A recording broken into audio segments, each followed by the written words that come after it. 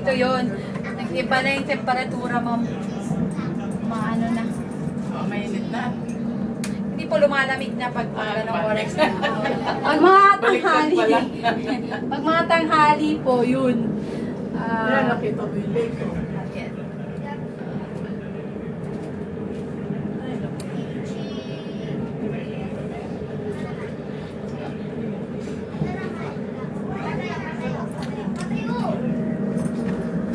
Ha?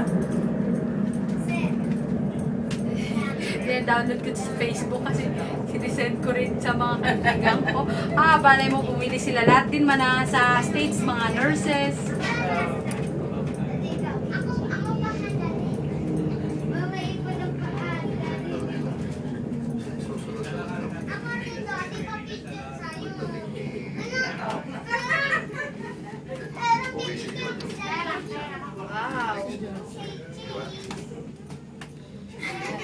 Ito po, full, ano na po yan, sold out na. Meron nag-iisa dyan, yung kay Henry C. binibenta. Yung Isang condominium. yung condo na yan, 12 million pesos, isang 80 square meters.